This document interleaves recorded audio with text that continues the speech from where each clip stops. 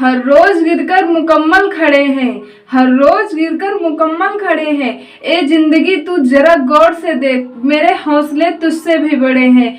Hello दोस्तों, स्वागत है आपके अपने YouTube channel on competition study में। आज की इस वीडियो में हम लोग देखेंगे वर्गमूल और घनमूल, स्क्वायर रूट और क्यूब रूट। यहाँ आज हम लोग न्यू चैप्टर स्टार्ट करेंगे, क्योंकि इससे पहले मैंने नंबर सिस्टम आप लोगों को बता दिए हैं सारे। टाइप मैंने पार्ट बाय पार्ट में आप लोगों को सारे क्वेश्चन करवा दिए हैं। यदि आपने अभी तक नहीं देखा है तो प्लेलिस्ट में जाकर के देखिएगा, सारे वीडियो आप लोगों को मिल जाएंगे।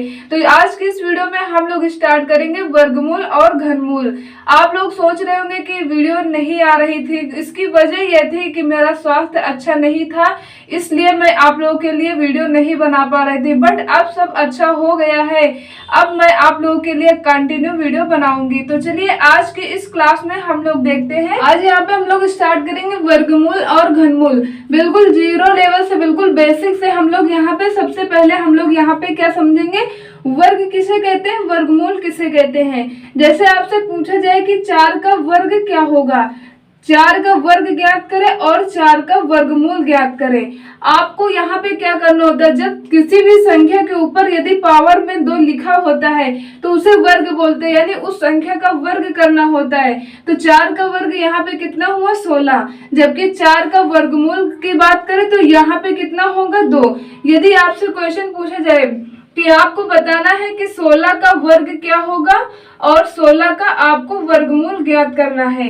यहाँ पे बात करें तो 16 का वर्ग होता है 256, और जबकि 16 के वर्गमूल की बात करें तो ये होता है 4, क्योंकि 4 चौके 16 होता है, और 16 का यदि 16 से मल्टीप्लाई करेंगे तो कितना हो जाएगा, 256। तो यहाँ पे आप लोग ये इतनी बात समझ गए होंगे कि वर्ग किसे कहते हैं और वर्गमूल किसे कहते हैं। तो अब यहाँ पे आपको ये पॉइंट क्लियर हो गया। अब आप क्या करेंगे, यहाँ पे नोट में बहुत ही इंपॉर्टेंट पॉइंट है, आप लोग यहाँ पे देखिएगा। सबसे पहले आपको यहाँ पे नोट में एक पॉइंट हम लोग देखेंगे, क्या है कि यदि किसी संख्या का, यदि किसी संख्या का वर्ग किया जाए, यानी किसी संख्या का वर्ग करने पर उसके लास्ट में, उसके अंत में कभी भी,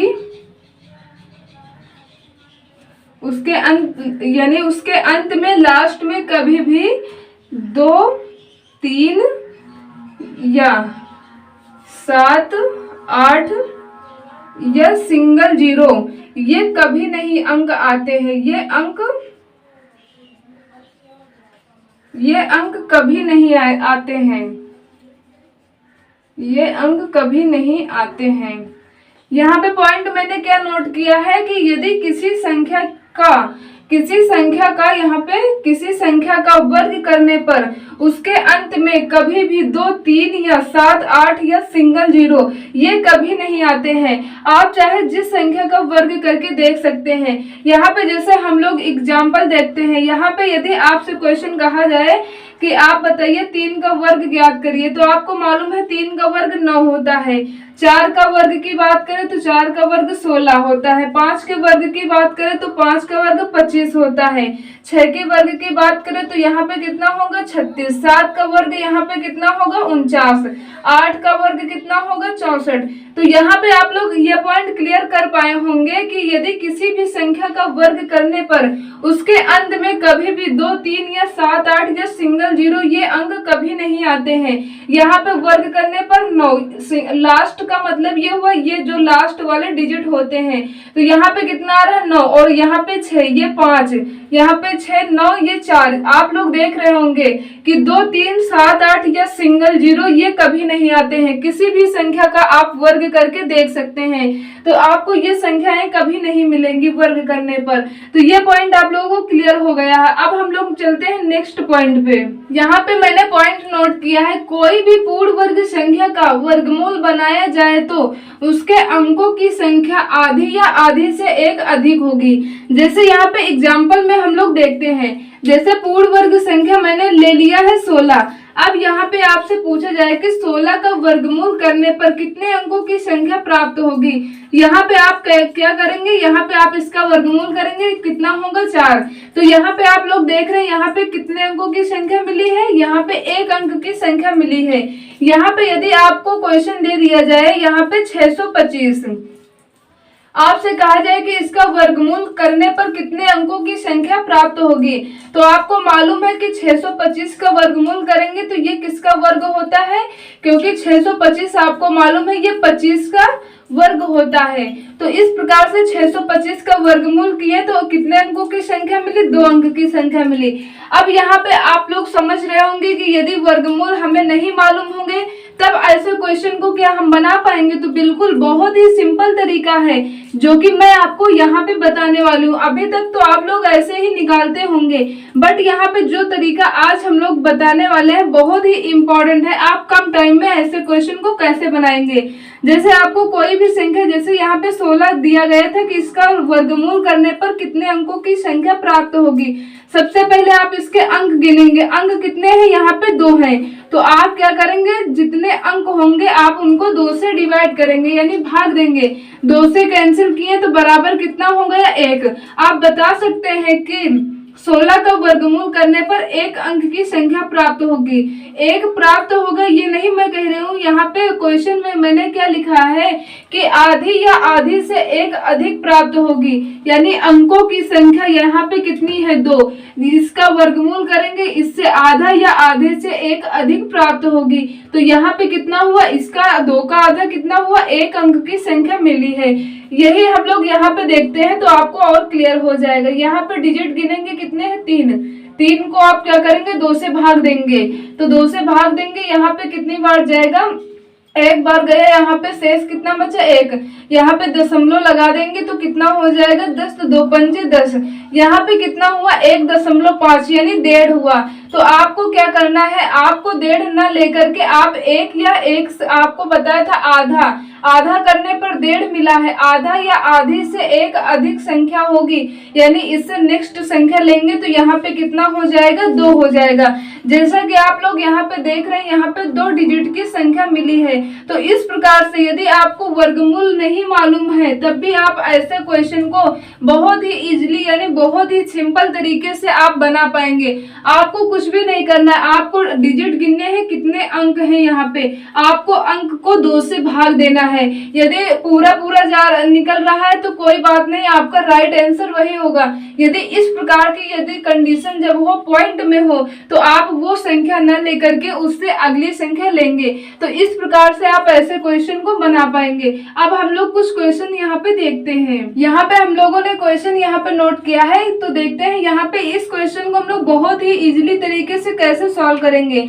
यहाँ पे क्वेश्चन नोट किया है, 5 अंकों की संख्या का वर्गमूल बनाया जाए तो अंकों की संख्या होगी। तो सबसे पहले आप क्या करेंगे, यहाँ पे 5 अंकों की संख्या बोला गया तो 5 आपको लिखना है। 2 से कैंसिल करेंगे तो यहाँ पे 2 बार जाएगा, शेष कितना बचा, 1। यहाँ पे पॉइंट लगा देंगे तो 0 हो जाएगा, यहाँ हो गया कितना, 10। 2 से कैंसिल करेंगे तो यहाँ पे कितने बार जाएगा, 2 पंचे 10। यहाँ पे कितना हुआ, 2.5 यानी 2.5 हुआ। तो आपको क्या करना है, जब भी मैंने बताया ऐसी कंडीशन हो, आपको ये संख्या जो आएगी इससे आपको अगली संख्या लेनी है। तो 2.5 से अगली संख्या आपको क्या मिलेगी, 3 मिलेगी। तो आप इस प्रकार से सॉल्व कर पाएंगे ऐसे क्वेश्चन को। आप देख रहे हैं ऐसे क्वेश्चन को आप सेकंडों में बना सकते हैं। यदि यहाँ पे हम 5 लिख करके यदि हम यहाँ पे लिख दें कि 25 अंकों की संख्या का वर्गमूल बनाया जाए तो अंकों की संख्या होगी। यहाँ पे नेक्स्ट क्वेश्चन हम लोग देखते हैं।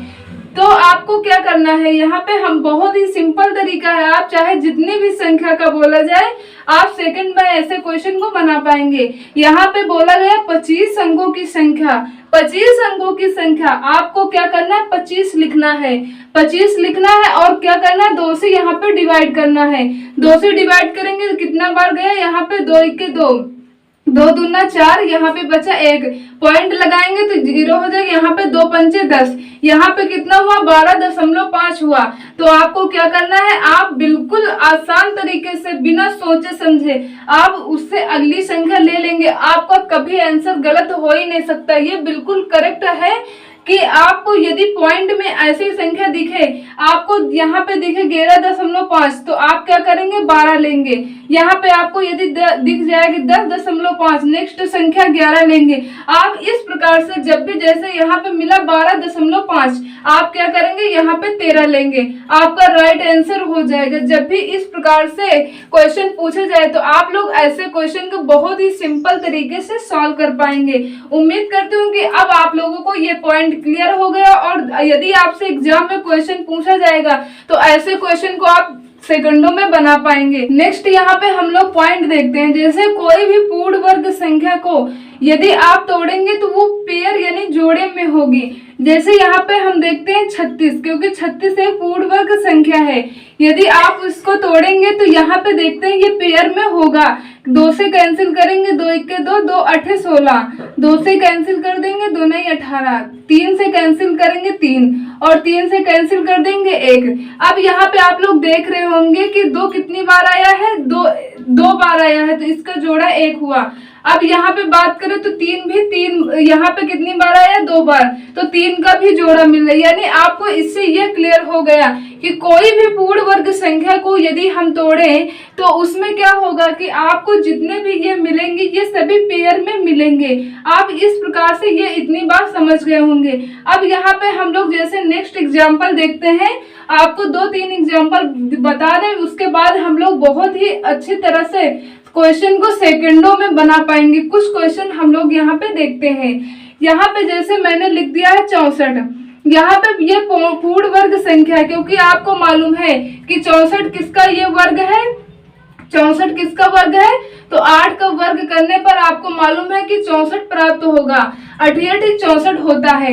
अब यहाँ पे बात करें, कोई भी पूर्ण वर्ग संख्या को यदि हम तोड़ें तो पेयर में ही प्राप्त होगी, यानी जोड़े में प्राप्त होगी। 2 से कैंसिल करेंगे, 2 3 6, 2 दूनी 4, 2 से कैंसिल कर देंगे, 2 1 के 2, यहाँ पे शेष गया तो कितना हो गया 12, 2 6 के 12, 2 से कैंसिल कर दिए, 2 8 16, 2 से कैंसिल करेंगे, 2 चौके 8, 2 से कैंसिल करेंगे 2, यहाँ पे 2 से कैंसिल किए तो कितना हो गया 1। अब यहाँ पे देख रहे हैं आप लोग कि 2 का ये एक जोड़ा मिला, एक ये, यानी आपको यहाँ पे अब बिल्कुल पूरी तरीके से आप लोगों को समझ में आ गया होगा कि कोई भी पूर्ण वर्ग संख्या को यदि हम तोड़ें तो वो जो गुणनखंड ये मिलेंगे ये सारे पेयर में ही आपको मिलेंगे। अब हम लोग यहाँ पे सारे पॉइंट जो मैंने आपको अभी तक बताए हैं उनसे रिलेटेड कुछ क्वेश्चन हम लोग यहाँ पे लिखते हैं, और आप लोग ऐसे क्वेश्चन को सेकंडों में कैसे सॉल्व करेंगे। नया क्वेश्चन है यहाँ पे, कौन सी संख्या कभी पूर्ण वर्ग नहीं हो सकती है। यहाँ पे ये ऑप्शन दिए हुए हैं, आपको बताना है कि कौन सी संख्या कभी पूर्ण वर्ग नहीं हो सकती है। जैसा कि आप लोगों को मालूम है, मैंने पॉइंट आपको क्या बताया था कि कोई भी संख्या के अंत में 2 3 7 8 या सिंगल जीरो, 2 3 7 8 या सिंगल जीरो ये कभी नहीं हो सकते हैं। तो यहाँ पे क्या क्वेश्चन पूछा गया है, कौन सी संख्या कभी पूर्ण वर्ग नहीं हो सकती है। यहाँ पे देखें तो यहाँ पे कोई भी संख्या, यहाँ पे देखें 2 3 7 8 ये नहीं हो सकती, यहाँ पे 4 नहीं है तो ये हो सकती है, यहाँ पे देखें तो यहाँ पे ये भी हो सकती है, ये भी हो सकती है। यहाँ पे क्वेश्चन पूछा गया कौन सी संख्या नहीं हो सकती है, तो यहाँ पे देखें तो कितना है, लास्ट में 2 है। जैसा कि पॉइंट में मैंने लिखा था, अंत में 2 3 7 8 या सिंगल जीरो ये कभी नहीं हो सकते हैं। तो इस क्वेश्चन का राइट आंसर हो जाएगा ऑप्शन नंबर बी, XY2। ये आपका option number B correct answer है।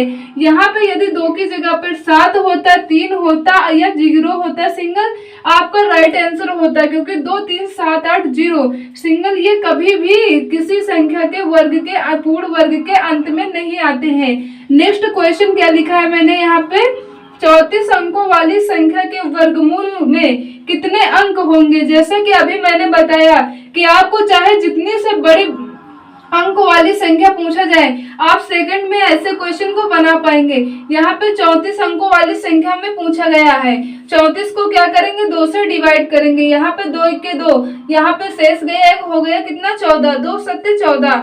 यहाँ पे आप बता सकते हैं कि 34 अंकों वाली संख्या के वर्गमूल में कितने अंक होंगे। तो यहाँ पे कितना राइट आंसर हुआ 17, जो कि ऑप्शन नंबर बी आपका करेक्ट आंसर है। यहाँ पे आपको अब चाहे जितने से बड़े अंक, आपको जितने बड़े से बड़े अंक में पूछा जाए आप आसानी से बना पाएंगे। जैसे यहाँ पे हमने कह दिया, यहाँ पे क्वेश्चन को हम यहाँ पे नेक्स्ट लिखते हैं। जैसे आपसे कह दिया गया कि 70 अंकों वाली संख्या के वर्गमूल में कितने अंक होंगे। तो आपको क्या करना है, आपको 70 लिखना है और 2 से डिवाइड करना है। 2 तिया 6, यहाँ पे कितना हो जाएगा 10 हो जाएगा, शेष 1 होगा, 2 पंचे 10, तो यहाँ पे कितना हुआ 35। इस प्रकार से यहाँ पे, ताकि इस क्वेश्चन का राइट आंसर ये नहीं है, बट यहाँ पे हम एग्जाम्पल के लिए यहाँ पे 70 लिखे हैं। यहाँ पे क्वेश्चन में क्या था 34 अंक वाली, ताकि आप लोग बिल्कुल भी कंफ्यूज ना हो। तो यहाँ पे इस प्रकार से, यानी मेरा कहने का मतलब ये है कि आपसे चाहे जितनी बड़ी से बड़ी संख्या अंकों की पूछी जाए आप आसानी से निकाल पाएंगे। उम्मीद करता हूँ कि अब आप लोगों को ये सारे पॉइंट क्लियर हो गए होंगे। नेक्स्ट क्वेश्चन हम लोग यहाँ पे देखते हैं। यहाँ पे नेक्स्ट क्वेश्चन हम लोग देखते हैं, क्वेश्चन नंबर 5। निम्न में से कौन 4 अंकों की एक विषम संख्या का वर्ग हो सकता है यदि स्टार का मान समान या असमान हो। यहाँ पे संख्याएं कुछ यहाँ पे नहीं लिखी हुई है, उनके स्थान पे स्टार यहाँ पे इस प्रकार से दिया गया है। हम लोग ऐसे क्वेश्चन को कैसे आसानी से सॉल्व करेंगे। तो यहाँ पे आपको क्या करना है, 4 अंकों की कोई विषम संख्या दी हुई है, यहाँ पे 4 से दोगुना करेंगे तो कितने अंकों की हो जाएगी, यहाँ पे हो जाएगी 8 अंकों की। और अभी तक हम लोग देख रहे थे वर्गमूल करने पर दोगुना या दोगुना से 1 ज्यादा, यानी दोगुना +1 होता था। बट यहाँ पे क्वेश्चन में क्या पूछा गया है कि निम्न में से कौन 4 अंकों की एक विषम संख्या का वर्ग हो सकता है।